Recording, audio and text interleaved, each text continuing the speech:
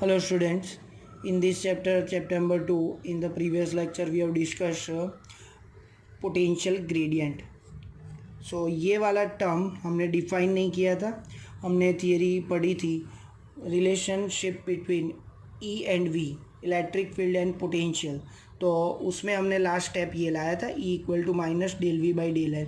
सो ये extra point है, आपको एमसीक्यू में आस्क हो सकता है। So what is this term is known as potential gradient. So इसको आप रिकॉल कर सकते हो, टेम्परेचर ग्रेडियंट 11 स्टैंडर्ड में आपने पढ़ा था, delta T by delta X, velocity gradient delta V by delta X. Similar way ये delta V by delta L है। तो जब भी डिनोमिनेटर में लेंथ आती है, लेंथ का वेरिएशन आता है, उस टाइम हम बोलते हैं ग्रेडियंट, उस टाइम हम बोलते हैं उसको ग्रेडियंट। ओके, तो ये वाली बात आपको पता होनी चाहिए। उसका यूनिट क्या है? वोल्ट पर मीटर। क्या है? वोल्ट पर मीटर। तो इसका वोल्ट है और लेंथ का क्या है? मीटर। और इलेक्ट्रिक फील्ड का डायमेंशन आपको खुद से फाइंड करना है।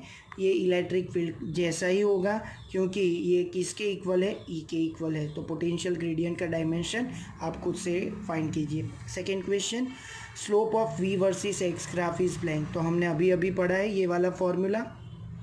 तो आप देख सकते हो ये v और ये x मीन्स लेंथ है।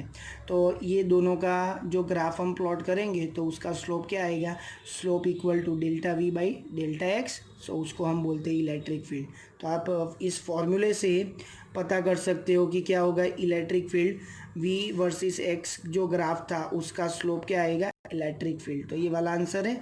तो उसके लिए रीज़न में आप ये फॉर्मूला लिख देना तो आपको पता चल जाएगा।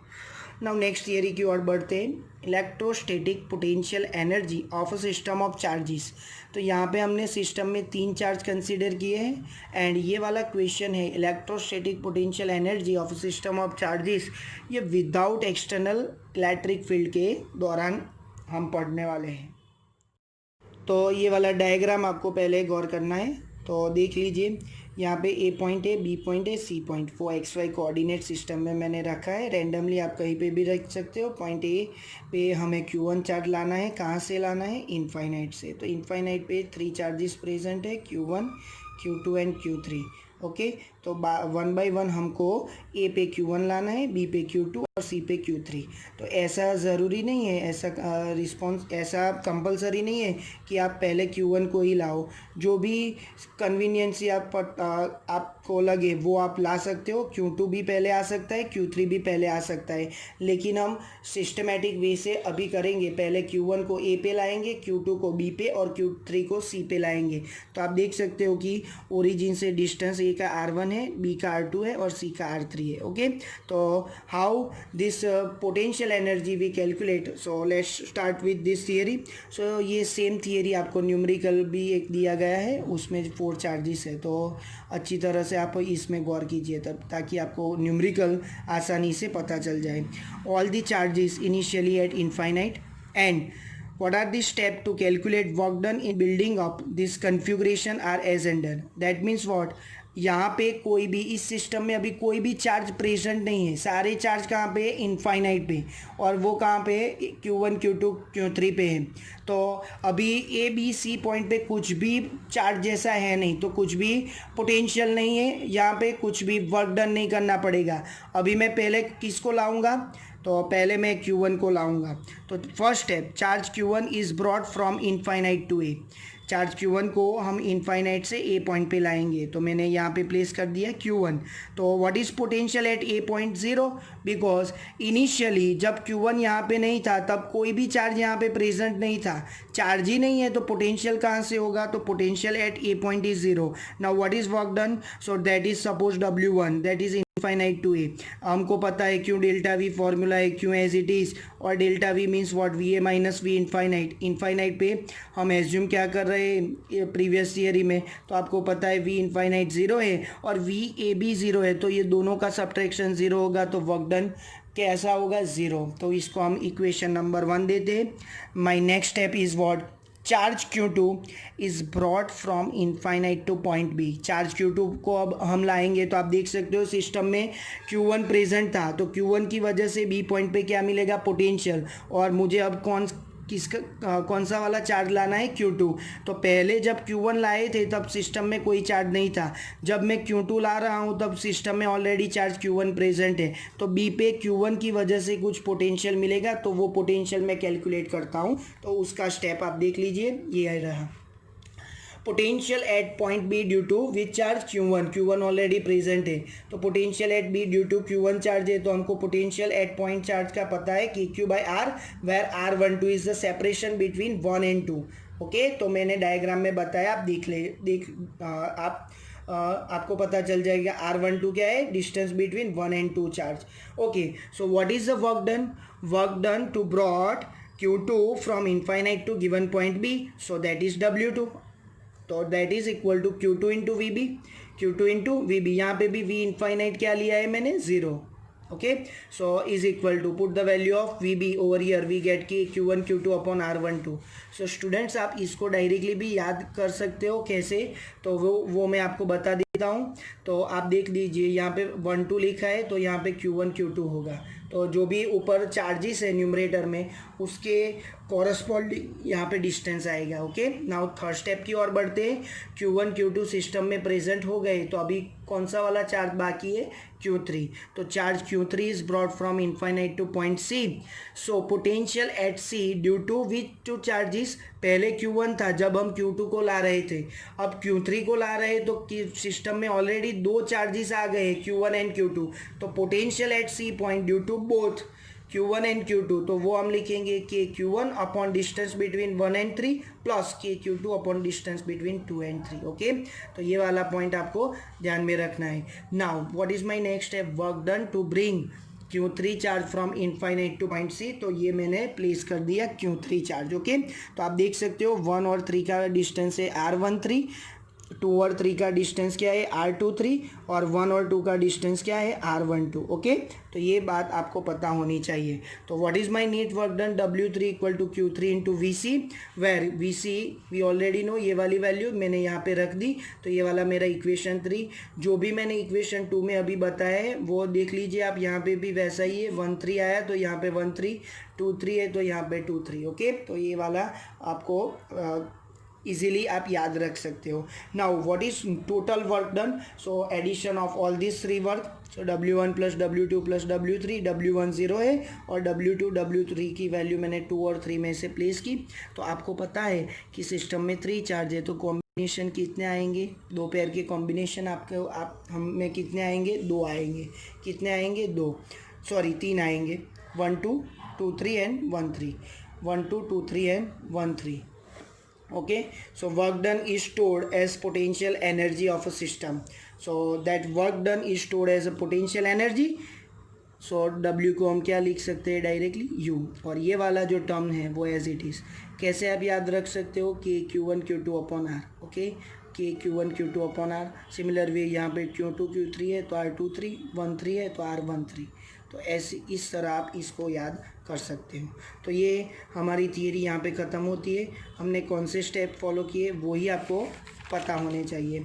नेक्स्ट, आपको क्या अभी तक मैंने क्या पढ़ा है, तो उसके लिए ये इम्पॉर्टेंट नोट्स है, जो न्यूमेरिकल के लिए आपको फॉर्मूला लर्न करने हैं वो मैं सिंपल वे से बताता हूँ। अभी हमने थियरी में प्रूव किया, लेकिन ये सिंपल तरीके से भी आता है, तो आप न्यूमेरिकल के लिए ये पॉइंट याद रखें। इन शॉर्ट आपको लिखना है, what is a work done that stored as a potential energy and that is equal to Q into V, Q as it is, what is V due to point charge KQ by R, तो आप देख सकते हो KQ upon R, where R is the distance between what, R is the distance between Q and small q। okay, and put the values of Q and Q with sign, positive और negative. Okay, तो ये वाला fundamental आपको पता होना चाहिए ताकि आपको कोई भी परेशानी ना हो। नाउ एग्जांपल 2.4, आप इल्यूस्ट्रेशन है, ये टेक्स्ट बुक का इल्यूस्ट्रेशन है, एक्सरसाइज का नहीं है, इसे मैं चेंज करता हूँ। इल्यूस्ट्रेशन है 2.4 टेक्स्ट बुक का है, तो इसमें क्या है, स्क्वायर दिया है, तो आप ऐसे रख सकते हो कि AB BC CD and DA equal to small d, distance d है, और डायगोनल का आपको पता है ये d है, तो ये √2d होगा पाइथागोरस थ्योरम से। तो मैं यहाँ पे लिखता हूँ AC equal to B D equal to √2d। जब कभी भी हमको ये वैल्यू रखनी है तो हम वैल्यू के क्यू को साइन के साथ रखेंगे और डिस्टेंस एज इट इज़ रखेंगे। ओके, तो यहाँ पे plus Q minus Q plus Q minus Q chart दिया गया है। हमें कैलकुलेट करना है total work done to configure such kind of system. तो ऐसा आपको क्वेश्चन में दिया है। पार्ट ए में हमको कैलकुलेट करना है टोटल वर्क डन। तो अभी हमने थियरी पढ़ी, पहले ए पे चार्ज लाओ, फिर बी पे, फिर सी पे और फिर डी पे, और उसका एडिशन कीजिए तो आपको फाइनल आंसर मिलेगा। ओके, तो जब कभी कोई भी चार्ज यहाँ पे नहीं है तो इनिशियल वर्क डन कितना होगा, W1 0। जब मैं Q1 को ए पर लाऊंगा तो W1 कितना आया, 0। सेकेंड स्टेप, मेरा सेकेंड स्टेप है। अभी क्यों आ गया तो मुझे अब क्या करना है, अभी जो थियरी में किया वही करना है। अभी बी पे कितने चार्ज लाना है, माइनस क्यू को लाना है बी पे। तो आप देख सकते हो कि work needed to bring minus q to B, okay, that is W2। B पे जब चार्ज लाते हैं तब क्यू पे ऑलरेडी चार्ज प्रेजेंट है, तो KQ1, आप यहाँ पे डायग्राम को ही गौर कीजिए, KQ minus Q upon distance between this two. So मैंने यहाँ पे लिखा KQ minus Q upon D, तो उसको सिंप्लीफाई किया। Okay, this is my equation number 2। आप इक्वेशन दे सकते हो W1 W2। Next point, work needed to bring plus Q to C. C पे मुझे प्लस क्यू लाना है, तो उसके लिए भी अभी आप डायग्राम को देखो कि ये वाला पॉइंट आ गया। तो अभी मुझे जो कैलकुलेशन करनी पड़ेगी W3 के लिए, तो वो इन दोनों का कॉम्बिनेशन, इन दोनों का कॉम्बिनेशन आएगा। तो ये कॉम्बिनेशन आएगा BC का और AC का कॉम्बिनेशन आएगा। तो वो मैंने यहाँ पे शो किया है W3 इक्वल टू K। क्यों, किसका चार्ज है तो आप देख सकते हो प्लस क्यू का चार्ज है। ओके, सॉरी, यहाँ पे C का चार्ज प्लस क्यू है, B का माइनस क्यू, और उसके डिफरेंस क्या है, उन दोनों का D है, तो वो मैंने प्लेस किया। और सिमिलर वे जो डायगोनल थी उसका डिस्टेंस क्या था, D√2, and both the charges are positive. A पे चार्ज पॉजिटिव है, C पे चार्ज पॉजिटिव है, तो ये मैंने लिखा। तो इसको सिंप्लीफाई किया यहाँ पे, इसको आप नेक्स्ट इक्वेशन दे दीजिए। Now what is my last step, work needed to bring Q plus Q to D। Plus q को हमको कहाँ पे लाना है, डी पे लाना है, तो उसके लिए W4 हम लिखेंगे equal to KQ minus Q upon D. ये स्टेप आप, ये मैंने क्या लिखा है आपको मैं बता दूँ, तो जो भी मैंने W3 लाया था वही लिखा। यदि आप W3 को पूरा लिखते हो तो पूरा लिख सकते हो, लेकिन ऐसा लिखना चाहते हो तो ऐसा भी लिख सकते हो। तो ये W3 का पूरा वर्क डन आ गया। Plus what is my last combination, तो आप यहाँ पे देख सकते हो कि ये Q माइनस क्यू है और ये प्लस क्यू है, इसके बीच की दूरी कितनी है, इन दोनों के बीच की दूरी कितनी है, D है। तो ये दोनों की दूरी जो D है वो मुझे फाइनली प्लेस करनी है। ओके, तो क्या आया, KQ minus Q upon D। Now इसको सिंप्लीफाई कीजिए। आपको पता है कि टेक्स्ट बुक में माइनस कॉमन किया है, तो माइनस KQ²/D को मैं कॉमन लेता हूँ। जो भी बचा वो मैंने यहाँ पे लिखा है, तो आप सिंप्लीफाई करोगे, खुद से ट्राई कीजिए, बहुत ही सिंपल है। तो आपको ये स्टेप मिलेगा। और लास्ट जो स्टेप है, तो total work required is what, addition of all the term W1 W2 W3 and W4। तो ये मैंने प्लेस किया है, आप खुद से सिंप्लीफाई कीजिए, टेक्स्ट बुक का आंसर मैच कीजिए, आपको मिल जाएगा। ओके, तो क्या करना है, बारी बारी हमको सिर्फ फॉर्मूला ही अप्लाई करना है, जो फॉर्मूला मैंने पहले आपको शो कर दी। नाउ बी पॉइंट का क्वेश्चन आप टेक्स्ट बुक में से रिफर कर सकते हो। उसमें गिवन है, ये चारों जो सिस्टम पे चार्ज है ABCD पे वो स्टेडी है, उसको हमको हिलाना नहीं है, और सेंटर पे Q0 चार्ज ले जाना है, सेंटर पे Q0 चार्ज ले जाना है। सेंटर पे मैंने पॉइंट दिया है E। तो आप देख सकते हो कि सेंटर से जो भी वर्टेक्स का डिस्टेंस है ये मैंने शो किया R, तो ये भी R होगा, ये भी R, और ये वाला भी क्या होगा, R। आप डायग्राम थोड़ा बढ़िया ड्रॉ कीजिए ताकि आपको भी परेशानी ना हो। तो आप देख सकते हो कि जो ये प्लस क्यू है और ये माइनस क्यू, इन दोनों का जो नेट पोटेंशियल आएगा 0 आएगा, क्योंकि डिस्टेंस सेम है, चार्ज पॉजिटिव नेगेटिव, ये दोनों के लिए भी 0 आएगा। सिस्टम का जो डिस्टेंस है ये R वो सेम है, लेकिन चार्ज क्या है, ऑपोजिट है। तो total V at E point क्या आएगा, due to all charges that is 0। Okay, तो प्रोडक्ट क्या होगा, 0। सो वर्क डन क्या होगा, 0। सो पार्ट बी के लिए वर्क डन क्या होगा, 0। तो बहुत ही सिंपल तरीका है। और ऐसा ही एक एग्जांपल आपको दिया है एक्सरसाइज का 2.19, ये लास्ट सम है इस लेक्चर का, तो उसमें आप डेटा रिफ़र कर सकते हो। हाइड्रोजन आयन के लिए ये डेटा गिवन है, उसमें डिस्टेंस गिवन है इलेक्ट्रॉन और प्रोटॉन के बीच में, between 2 proton and between proton and electron. तो ये मैंने सिंपली नेम रखा है R12, R13 and R23, 1 angstrom 1 and 1.5 angstrom. हमको पता है चार्ज ऑन इलेक्ट्रॉन क्या है -E and charge on proton क्या है +E। ओके, हमने एज्यूम किया है इनफाइनाइट पे पोटेंशियल एनर्जी कितनी है 0। तो यहाँ पे क्या बोला है कि इस सिस्टम की नेट पोटेंशियल एनर्जी कैलकुलेट करनी है।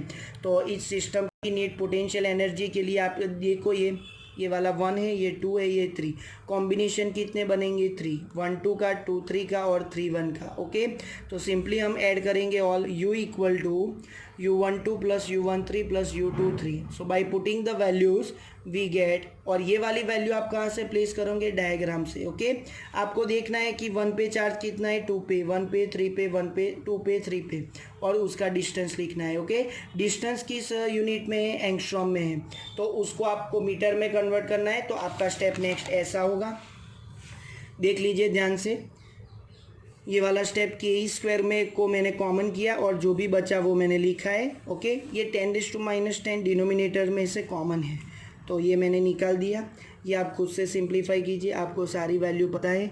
स्टूडेंट्स ध्यान रखिए कि ये वाला आंसर है वो आपको जूल में आएगा, पहले किस में आएगा, जूल में।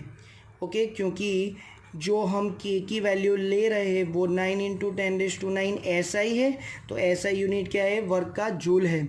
और उसको आप इलेक्ट्रॉन वोल्ट में कन्वर्ट कीजिए ताकि टेक्स्ट बुक में जो आंसर गिवन है उससे मैच हो जाए। तो वो वाला रिलेशन मैंने लिख दिया है यहाँ पे। ये मॉडर्न फिजिक्स में भी बहुत बार आपको यूटिलाइज करना है। 1 electron volt equal to 1.6 × 10⁻⁻ joule. तो 1 जूल क्या होगा, इससे डिवाइड करना पड़ेगा। ओके, जो जूल का आंसर आए उससे आपको ये वैल्यू से डिवाइड करना है। जूल का जो आंसर है उसे आपको ये वैल्यू से डिवाइड करना है। तो अब इस लेक्चर में हम यहाँ तक रखते हैं। तो ये वाला आपको आंसर लाना है, खुद से ट्राई कीजिए। Okay, thank you.